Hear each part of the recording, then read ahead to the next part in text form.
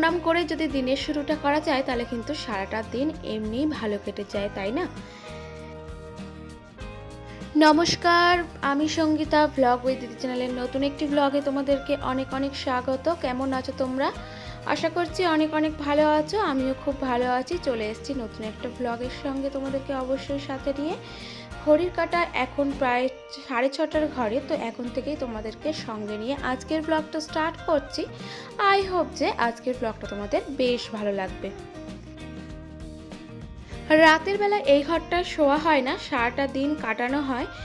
আর কি বলতো, শোয়ার আগে অন্যদিন এই ঘরটা গুছিয়ে রেখেই আর কি শুতে যাই, কিন্তু আগের দিন রাত্রেবেলা এতটাই শরীরটা খারাপ লাগছিল যে এটা আর গুছানো হয়ে ওঠেনি। আর ডিঙ্কা আর মাম্মাম লাফালাফি করলে তো দেখতেই পাচ্ছ যে বিছানার কি অবস্থা হয়ে থাকে।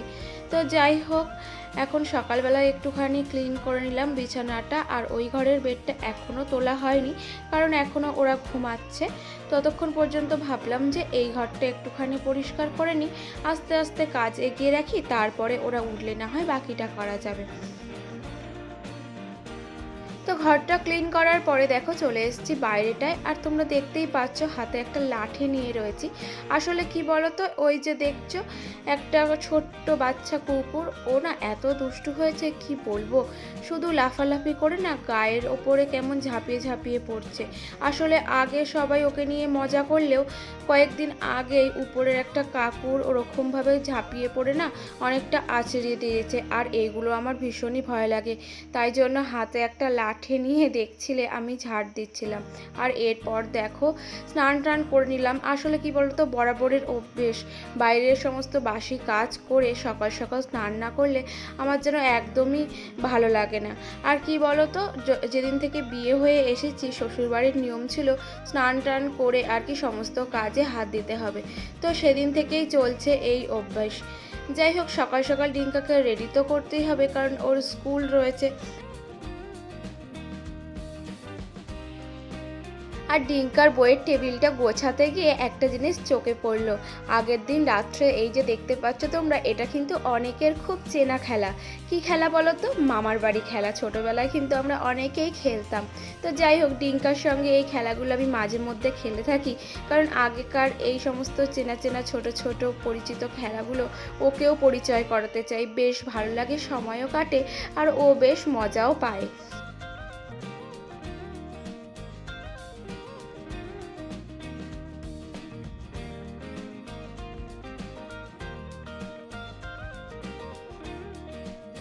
আর একে একে সবাই দেখো ঘুম থেকে উঠে গেছে, এই ঘরটাও খালি হয়ে গেছে, আর সেই সুযোগে দেখো এই ঘরটাও আমি একটুখানি ক্লিন করে নিচ্ছি। তবে বাইরে কিন্তু আজকে বেশ বৃষ্টি বৃষ্টি ওয়েদার, মাঝে মাঝেই ঝিরিঝিরি বৃষ্টি হচ্ছে। আসলে এত দিন চাতক পাখির মতন আমরা অপেক্ষা করে করে অবশেষে বৃষ্টির দেখা কিন্তু পেয়েছি।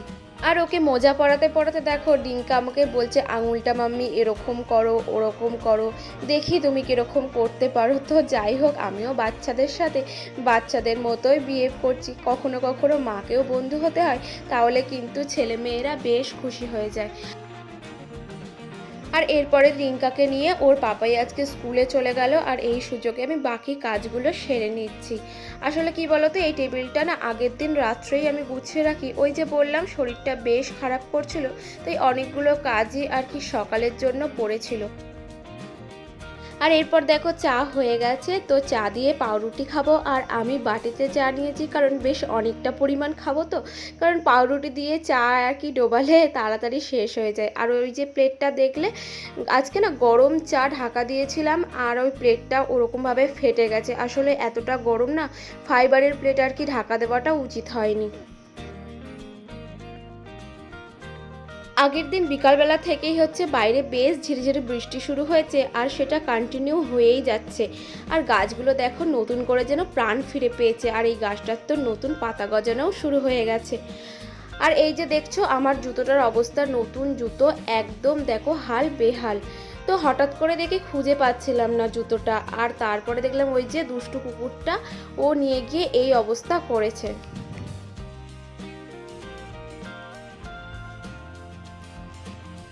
বৃষ্টি ভেজা ভেজা ওয়েদার, ভাবলাম যে আজকে একটু খিচুড়ি বানাবো। তো হাজব্যান্ড বাজার থেকে নিয়ে এসছে গুঁড়ি কচু আর বেগুন, বলল মাছ দিয়ে ঝোল খাবে। তো আমার বেশ পছন্দেরও মাছ, ইলিশ মাছ নিয়ে এসেছে। ভাবলাম ঠিক আছে চলো তাহলে ঝোলই করা যাক। তো যাই হোক দেখো মাছটাকে ভালো করে একটুখানি পরিষ্কার করে নিলাম। আর এই যে মাছ ধোয়ার পরে না আবার সাবান দিয়ে হাত ধুয়ে তারপরে তো আর কি কৌটোয় হাত দিতে হয় নুন আর হলুদের। তো যাই হোক ও যখন বাড়িতেই রয়েছে ওকে আর কি বললাম একটু নুন হলুদটা দাও না, একবারে মাখিয়ে টাখিয়ে তারপরে সাবান দিয়ে একবারে হাত ধোবো। আসলে কি বলতো বাড়িতে থাকলে মাঝে মাঝে টুকটাক একটু আধটু কাজ করে দেয়, আর দুজনে মিলে একটু আধটু কাজ করতে না বেশ ভালোই লাগে। আর এখানে দেখো মাছটা আমি ভাজা বসিয়ে দিয়েছি, আর এই ঝোলের জন্য যে মশলাটা সেটাও রেডি করে নিয়েছি। কি বলতো এমন কিছুই নয়, কাঁচা লঙ্কা, সর্ষে আর একটুখানি রসুন, তবে এর সঙ্গে আমি একটুখানি পোস্তও অ্যাড করেছিলাম যেটা কিনা দেখানো হয়নি।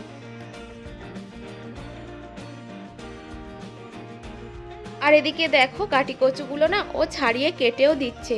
আসলে গাটি কচু ছাড়ালেই না আমার হাতে এত চুলকায়, জানি না মনে হয় কোনো রকম অ্যালার্জি আছে, সেটাও হতে পারে।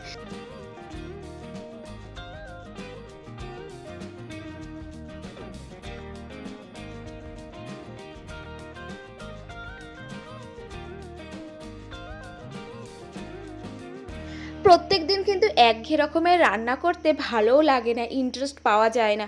প্রত্যেক দিন ওই একই কাজ আর একই রকমের রান্না, মাঝে মাঝে নতুন নতুন মাছ, নতুন নতুন সবজি হলে বেশ ভালোই লাগে। আসলে কি বলো তো ইলিশ মাছটা তো আমাদের সবার কাছে আর কি খুবই প্রিয়।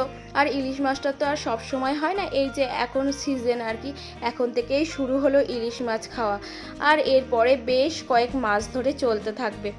তো যাই হোক বৃষ্টিটা একটু বাইরে ধরেছে, আর ভাবলাম যে সমস্ত জামা কাপড়গুলো ভিজে রয়েছে একটু বাইরে মেলে দিই। আসলে সকালবেলা স্নান করেই এই সমস্ত জামা কাপড়গুলো কেচেছিলাম, আর বৃষ্টির কারণে আর কি বারান্দার মধ্যেই মেলে দিয়েছিলাম। সকালবেলা যতই ঘরদোর পরিষ্কার করি রান্নাবান্না শেষে একবার ঝাড় না দিলে যেন ঘরদোরটা কেমন একটা নোংরা নোংরা লাগে। তো ওইদিকে দেখো ঘরদোরও পরিষ্কার করা হয়ে গেল, আর এদিকে আমার রান্নাও কমপ্লিট। মাছের ঝোল আর ছিল হচ্ছে একটু ঘুগনি, সেটাকে একটু গরম করে নিলাম। বৃষ্টি ভেজা ভেজা ওয়েদারে না গরম গরম ইলিশ মাছ দিয়ে আজকের দুপুরটা জাস্ট জমে গেছিলো।